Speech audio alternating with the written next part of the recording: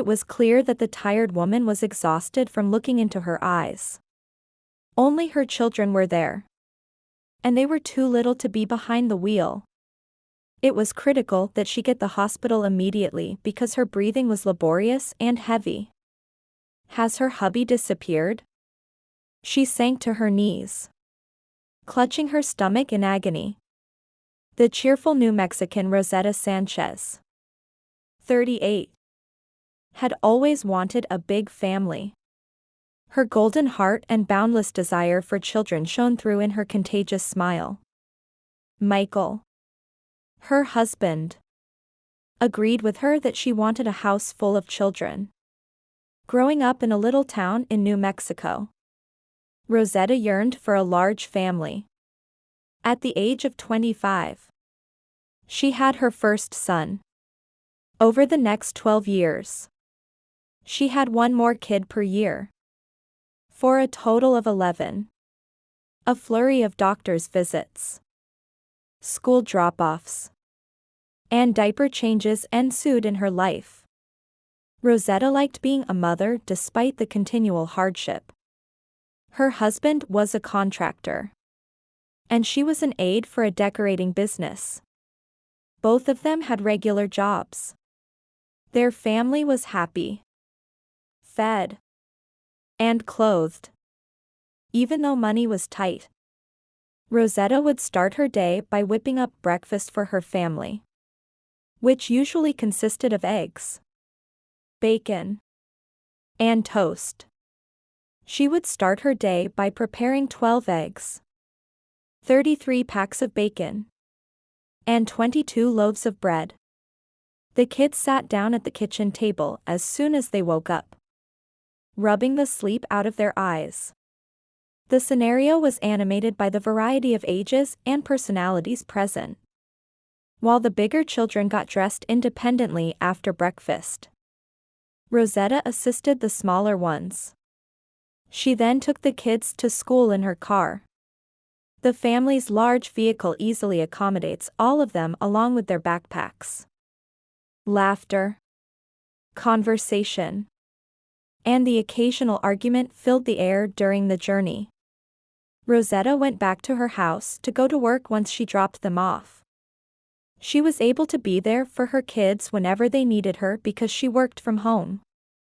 With delight in the comfort of familiarity, Rosetta embraced the bustle and action of her big family. She made sure they had healthy lunches every day by taking time away from work to cook lean meats and entire grains. The fulfillment of her lifelong desire to have a large family was something she treasured deeply. Her children would gobble up any fresh produce she put out for them, and she never failed to do so. Rosetta would take on the endless load of clothes whenever she had any free time after lunch. It seemed like there was never a shortage of laundry to tend to when there were a lot of kids in the family. As the laundry pile descended, Rosetta felt a sense of contentment. She found great happiness in taking care of her children. Rosetta would collect the smaller children from school in the afternoons and put them to bed for naps. The hour was ideal for her to get some work done or just unwind because of how peaceful it was. Many people made fun of her for having so many children, claiming that their lack of misbehavior was a result of their abundance. Rosetta loved to try out new dishes when she was cooking dinner for her family in the evenings. Her kids were always excited to taste whatever that she prepared. As a family, they had dinner together, exchanging tales and talking about their day. Rosetta and Michael placed a high value on spending quality time with their family during these dinners. Following supper, Rosetta cleaned the kitchen while the kids went off to play games or finish their homework. After that, she would unwind with Michael by watching a movie or conversing about their days. They were a resilient pair that cooperated to make sure their family prospered. They recognized they were a unique family, even though it was exhausting. Rosetta had a queasy feeling one evening after dinner. Could kids assist with clearing the table? Mom's not feeling well, she inquired. Her older children were used to helping out around the house, but they didn't often see their mother sick. What's wrong? Supermom? 6-year-old Benjamin was asked. Rosetta made an effort to grin. Nothing. My love.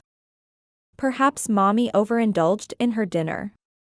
Little Benjamin giggled as he rushed off and kissed his mother's stomach. Rosetta observed her children tidying up. Wonder Mom was unaware that something was gravely wrong with her when she gasped for air. She yelled.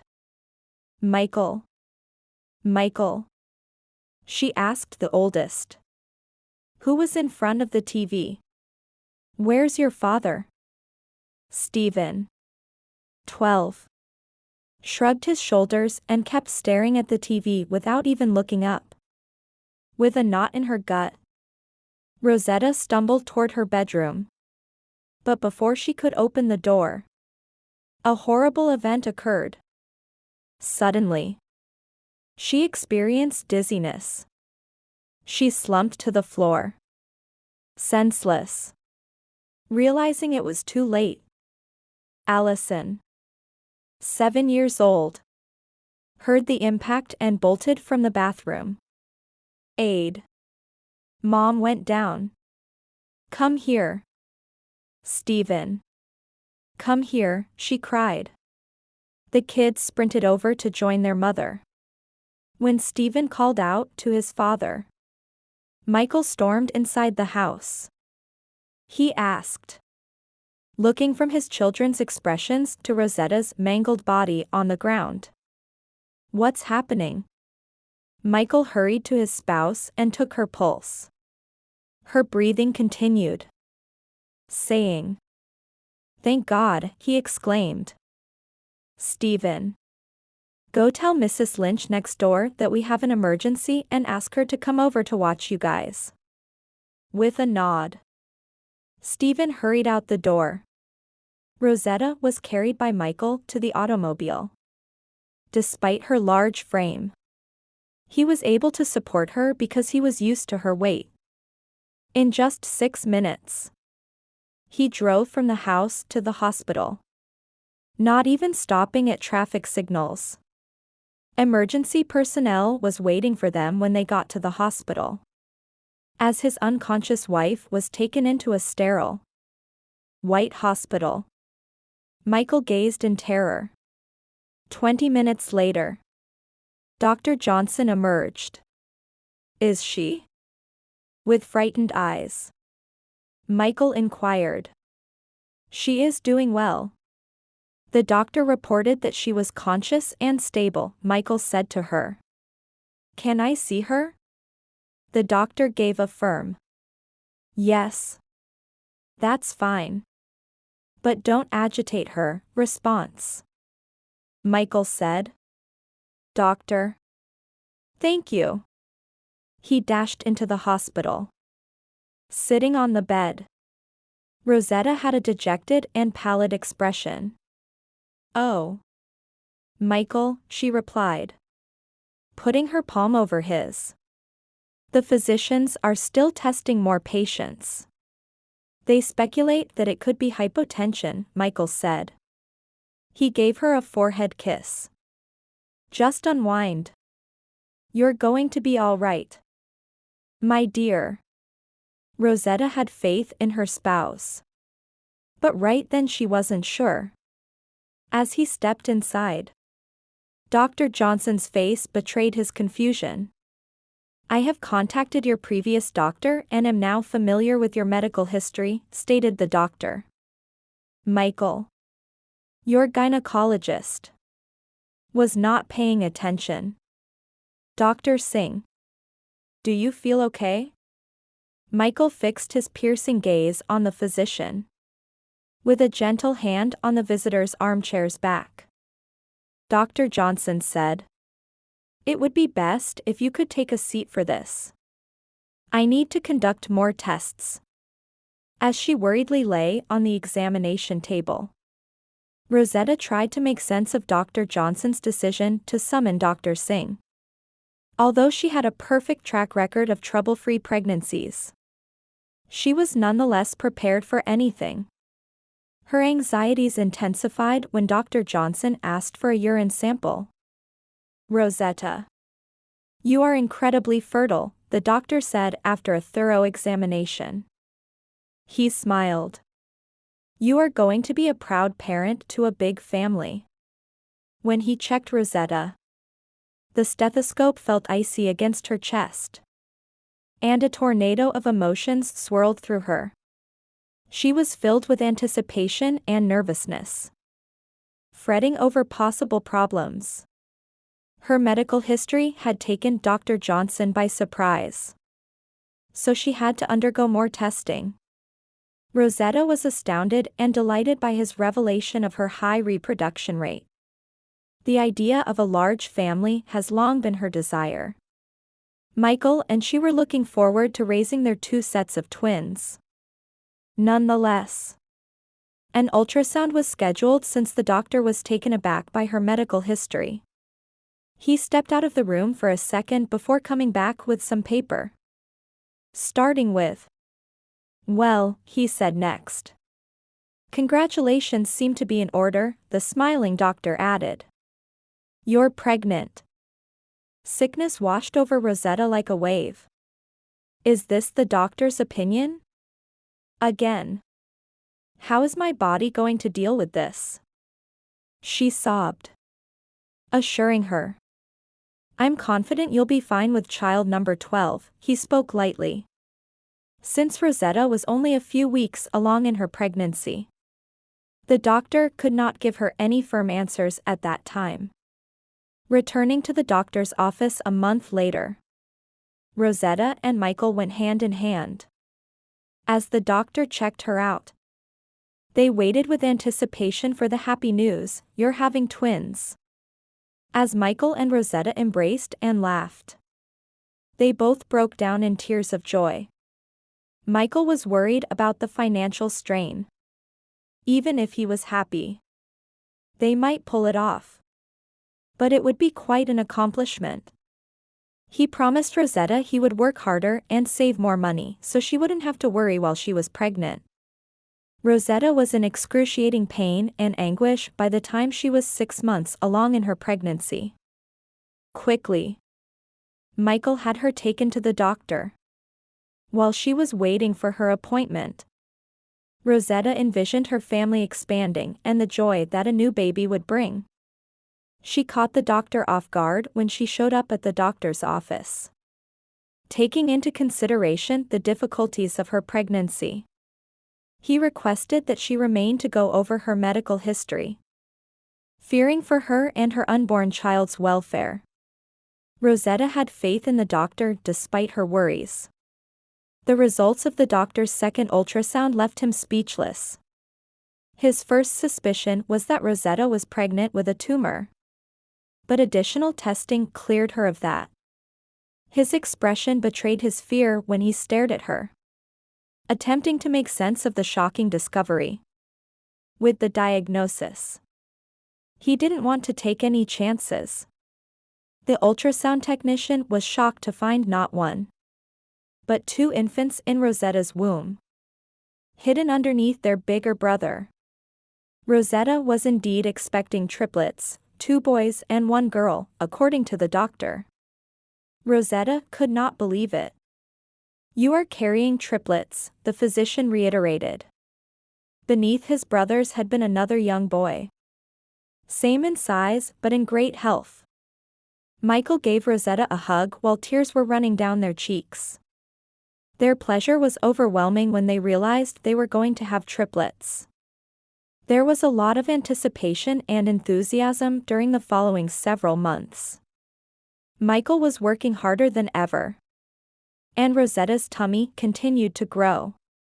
They meticulously planned, purchasing a larger home and vehicle as well as a significant supply of infant supplies, including bottles, diapers, and clothing. Nobody in the Sanchez family was shocked to learn that Rosetta was expecting. Everyone was looking forward to the new family member's arrival. Michael was ecstatic. He was eager to cuddle his new babies and delighted in the pitter-patter of little feet. With the growth of Rosetta's belly came the family's excitement. They talked about how the newcomers will fit into their existing huge family, as well as nursery decor and baby names. This time felt different. Even though Rosetta had become something of an expert at being pregnant, she had a lot more emotion. Having already had 2 sets of twins, getting ready for triplets was a whole different story.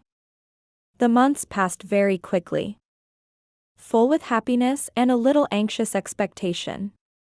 The 3 gorgeous kids were much anticipated by the entire family, who worked hard to ensure everything was ready for their arrival.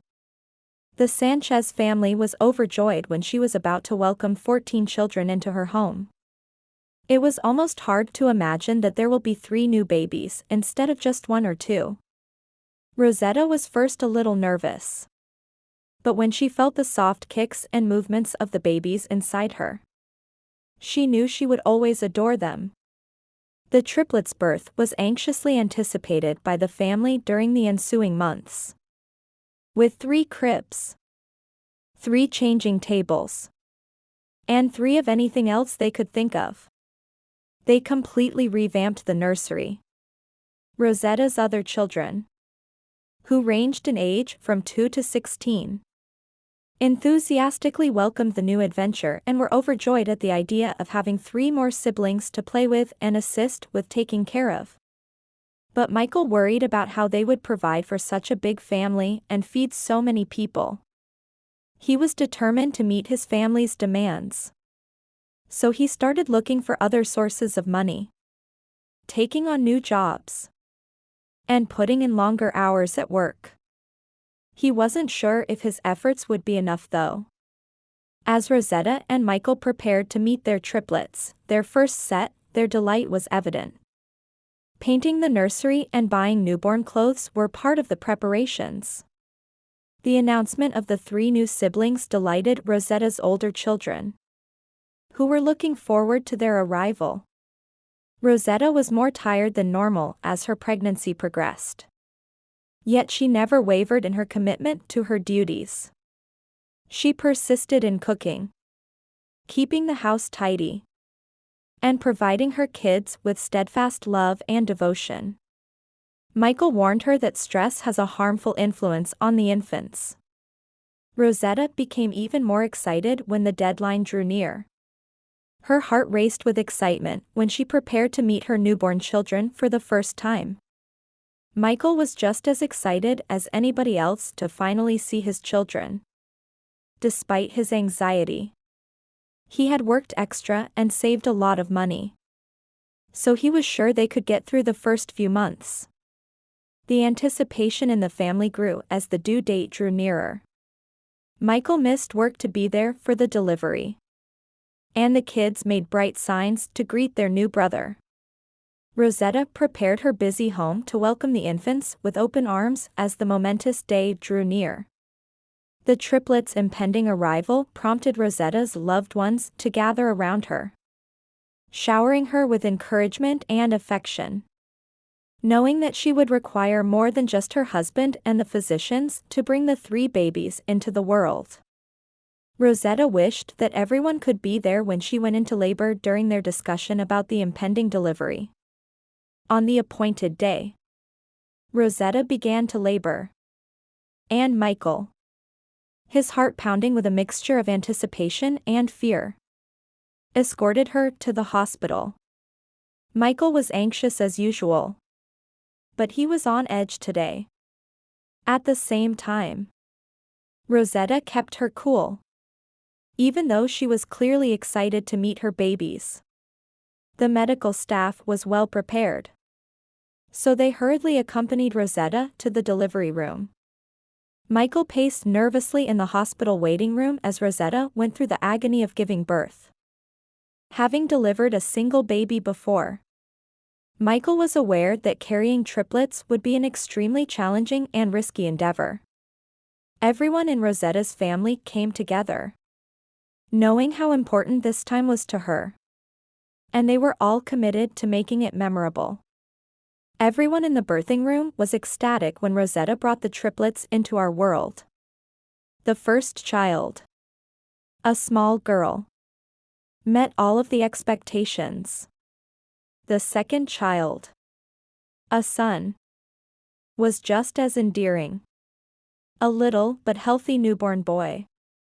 The third child was seen in the ultrasound but overshadowed by his two older siblings. Michael and Rosetta delivered the happy news of their children's arrival with laughter and tears of delight running down their cheeks. Although they had given birth previously, the miracle of greeting their triplets retained its awe-inspiring quality. Sophia was just as stunning as her brother Lucas. And the first baby, Lucas, cried as loud when he came into the world. Noah was the tiniest, but he was also the strongest. Rosetta and Michael's hearts swelled with love as they welcomed these three healthy infants into the world. The arrival of three lovely, healthy children filled the family with joy and amazement. Their family had grown to 14 members after Lucas, Sophia, and Noah joined them. Michael and Rosetta were overjoyed to finally have a family of their own.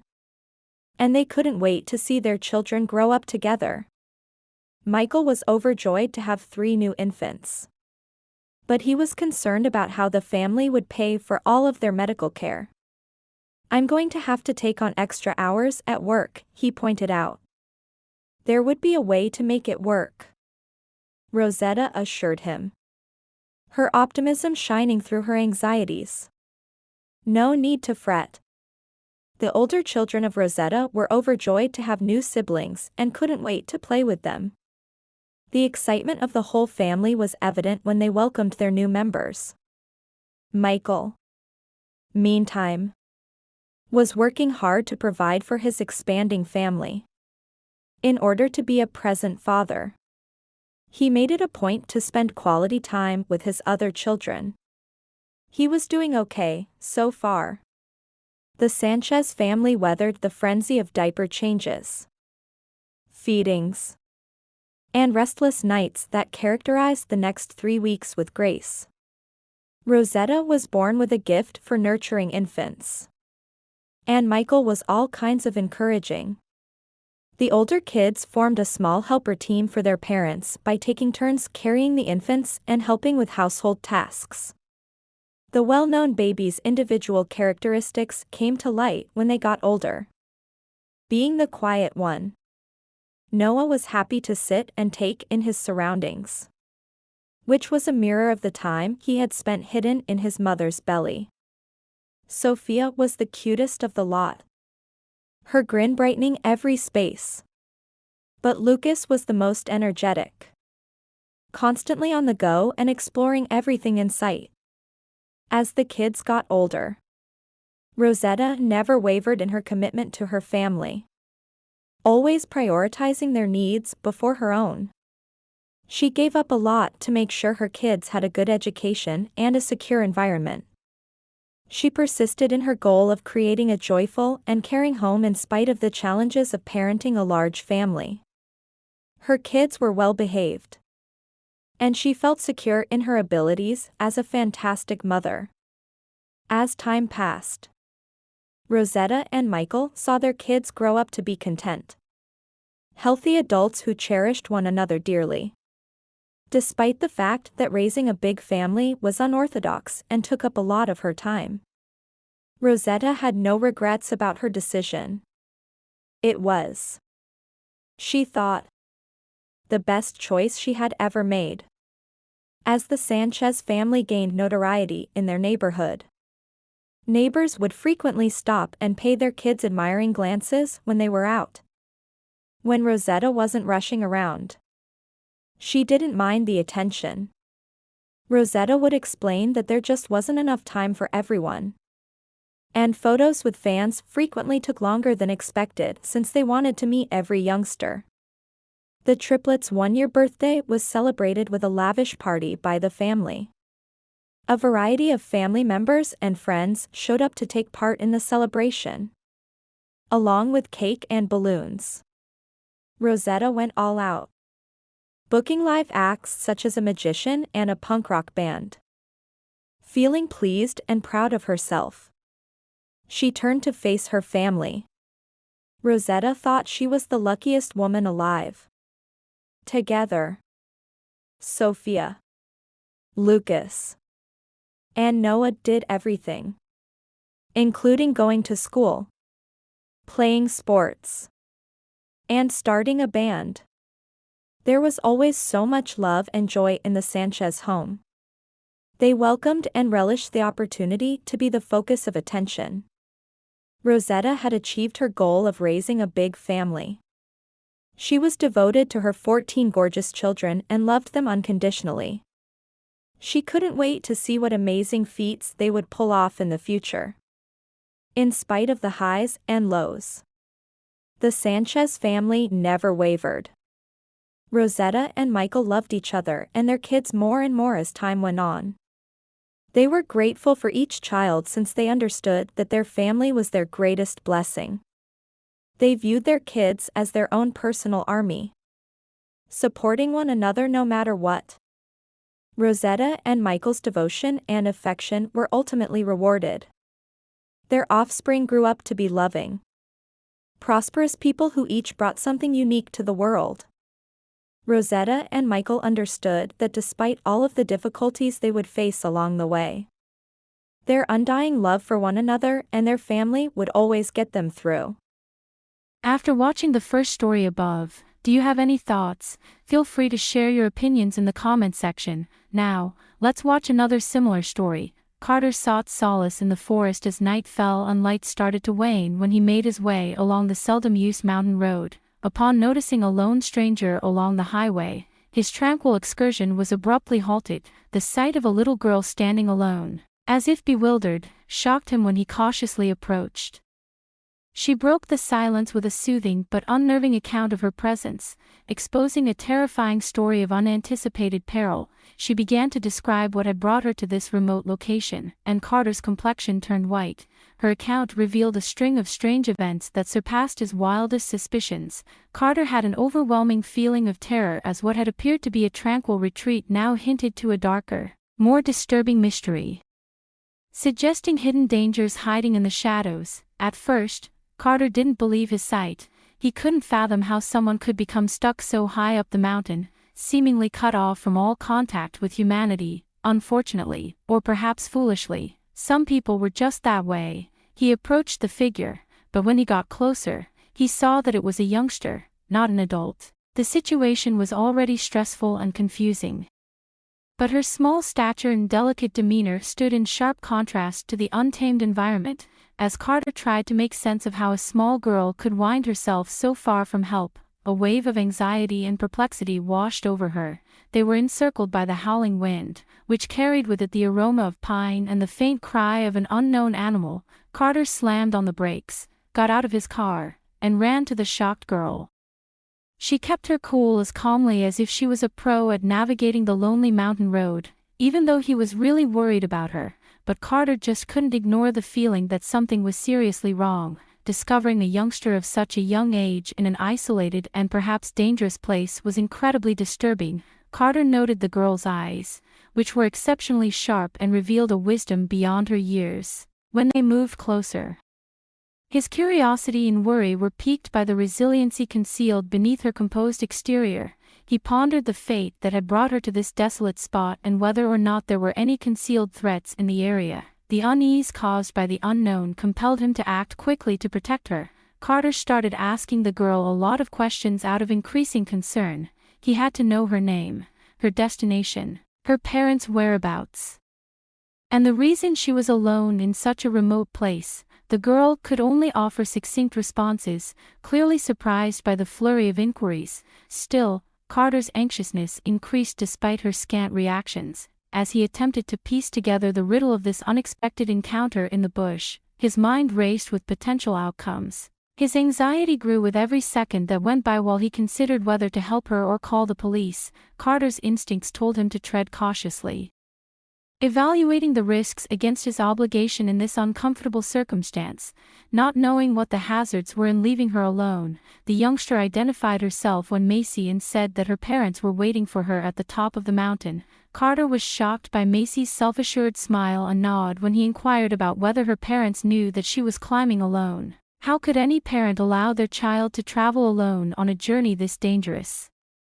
Carter had the feeling there was more to this tale, that there was a secret that remained to be discovered. Carter couldn't get rid of the impression that Macy's journey was anything but typical as they ascended together. Her mission seemed to have a deeper meaning, as evidenced by her unwavering devotion and the serene, almost otherworldly look in her eyes. What was it about this mountain that her parents felt so confident about? Why had they let her go on this expedition by herself? The solutions appeared to be hovering just out of their grasp. Hidden in the fog that shrouded the summit of the mountain, Macy was eager to continue her ascension even though she had already responded to his queries, but Carter could not, in good conscience, leave her to go it alone. He was conflicted and unsure about what to do next. He had intended to go around the mountain as his initial objective was on the opposite side. He was now at a crossroads. Trying to balance his own objective with his duty to protect Macy, he knew that his choice would have a significant effect on their shared fate, thus the weight of his decision was pressing hard on him, with its secret seeming to push him to make sensible decisions. The mountain loomed menacingly, despite the fact that it would require him to travel an additional day or more. Carter assured Macy that he would join her at the peak. His automobile had been refueled recently, which was a modest bit of luck in an unfavorable circumstance. Carter wanted nothing more than to face Macy's parents for what seemed like carelessness. How could they let their daughter go it alone and take such a risk? He struggled with whether or not to see this through, and anger seethed inside him. His anger at their careless choice quickly transformed into a stronger resolve to protect Macy and bring her back to her parents. Little did he know that this decision would set them on a journey of self-discovery and atonement. Along the way, mysteries surrounding the mountain and Macy's quest would be progressively revealed, revealing facts that neither had foreseen. Despite her parents' concerns about strangers, Macy cautiously hopped into Carter's car, preparing herself for the climb up the mountain. Reuniting with her parents was her ultimate objective, and she saw this as a way to get there faster. They formed a fragile bond when she divulged this one fact to Carter when they wound their way through the twisting roadways. Secrets and uncertainties over their travel were held back by both of them, unbeknownst to Macy. Her choice would set in motion a chain reaction that would expose her to unpleasant realities and put her bravery to the test in ways she could never have imagined. The mountain stood silently watch over them, concealing the secrets that lay ahead on this treacherous ascent. There was more to Macy's narrative than what she told Carter. She had revealed what she thought was truthful but withheld important information regarding her motivation. Carter was completely unaware of Macy's hidden agenda as their adventure progressed. Her hidden truths might change their destiny in ways they couldn't have imagined. Their journey would be overshadowed by the impending disclosure of Macy's hidden realities, which would call into question the value of trust and the consequences of being ignorant. Once the truth was disclosed, it would bring about changes that neither party had anticipated, and Carter's search for answers would take him into a labyrinth of unforeseen turns. Wanting to understand Macy's tale and help her out of her obvious pain, Carter's determination became stronger with every mile. He realized that their final location would present both opportunities for growth and unexpected obstacles that would test their bond. Carter's curiosity was piqued when they navigated the twisting roads by Macy's seeming shyness, which revealed layers of intricacy. It became clear to him that Macy's safety and the success of their mission depended on his learning her secrets. The impending domination of the mountain mirrored the unpredictability of their situation and threw a pall on their collective journey. Carter wondered what Macy's quiet meant when they climbed. She kept it hidden because it could have been so important. The road seemed to go on forever, and the light was gradually going out as evening descended. Feeling a subtle uneasiness, Carter cautiously peered nervously into his mirrors, half expecting to spot a shadowy figure or car following closely behind. With her gaze locked into the ever-changing forest shadows, Macy stood silently at his side. Carter turned the headlights on full beam, creating a tunnel of light that illuminated the road ahead. But as they continued their journey more into the night, an eerie figure appeared to lurk just beyond their line of sight. did they make it to their destination unscathed? And what lurked in the shadows? In the face of mounting doubt, Carter clenched his fist around the wheel, determined to solve whatever riddles were ahead. The hush that had settled over them had grown nearly deafening. Attempting to make small talk and draw attention to a deer that dashed across their path, Carter hoped to bridge the gap. Macy nodded in acknowledgement before going back to look out the window. The tension in the car was tangible and nearly oppressive. As they traveled on, every breath felt difficult. Carter grappled with the unsaid weight between them, trying to make sense of Macy's quiet and ease his mounting unease. Their voyage was shadowed by the gloom outside, which reflected the uncertainty inside. Carter's discomfort increased as the mile marks passed past. He wondered if he should go back, and he kept looking at Macy, who didn't seem to be aware of his growing nervousness. There was uncertainty and darkness over the path both ahead and behind. With a heavy sigh, he kept his gaze fixed on the winding, never-ending road. As he struggled with the weight of their journey and thought about the unknowns that awaited them on this apparently never-ending trail, doubts began to consume him. The road felt like it was getting smaller by the mile, encircling them like a vice. Carter's sporadic sighs and the buzz of the engine were the only sounds breaking the stifling silence inside the automobile. His mind raced, every mile marker serving as a constant reminder of his dedication and mounting anxiety. Though the thought of going back gnawed at him, the distance they had traveled felt too great to give up. He persuaded himself, "We've come too far to give up now." The mountain top was still veiled in mystery and mist, so he murmured to himself. Carter pressed on, unfazed, the car's engine growling softly when it wound its way along the narrow, steep slope that was covered in gathering fog. With every turn in the road, their level of uncertainty increased, testing Carter's will to face the growing concerns that lay ahead. The atmosphere within the car became even more strained when they ascended due to the growing cold. Carter looked at Macy, who had a determined yet nervous look on her face. The trip had developed into more than just a physical ascension. Rather, it was an ascetic ascent through uncertainties and anxieties. Carter felt his gut tense like a tightening knot with each mile, with its motionless trees standing like sentinels.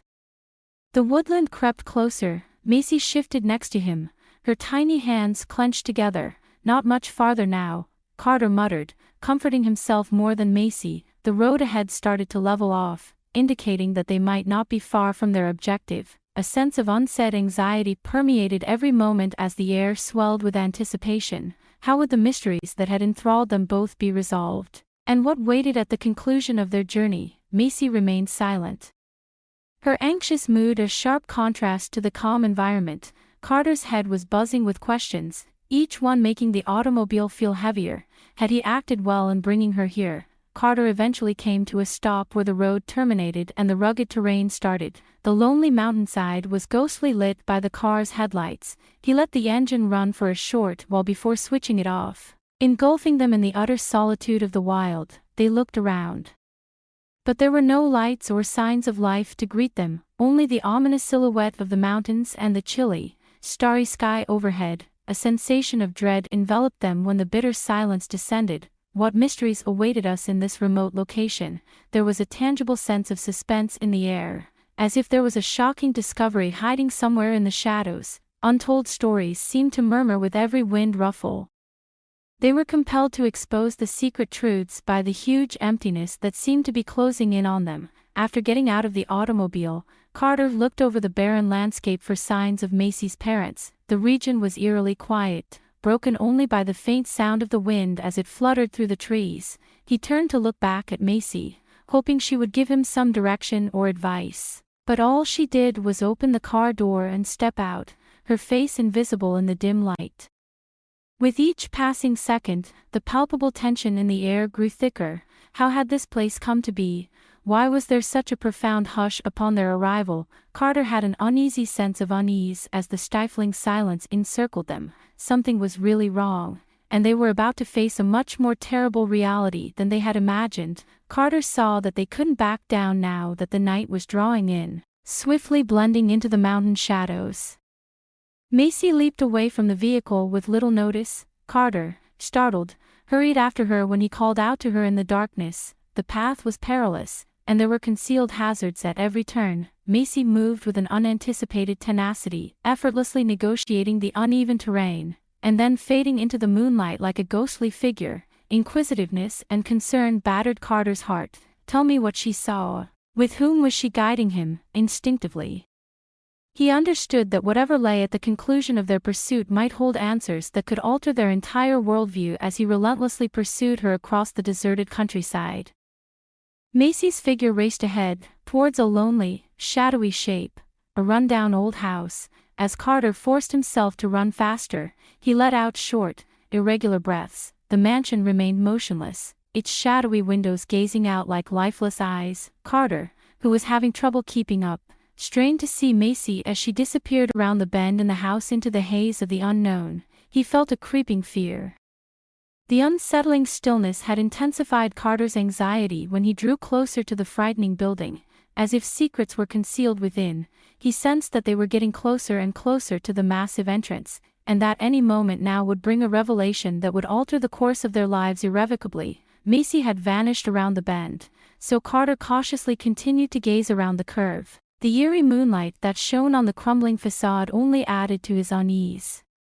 The pressing need to locate Macy caused him to proceed carefully, his heart pounding with anxiety. Protecting her would require facing the unknown depths of this ominous house, even if it meant going alone into its gloomy interior. The stakes were enormous. Fear and determination drove Carter's resolve as he stepped closer to the ominous doorway. The contents might hold the solution to Macy's predicament, but they could also reveal truths that would make him question his entire worldview.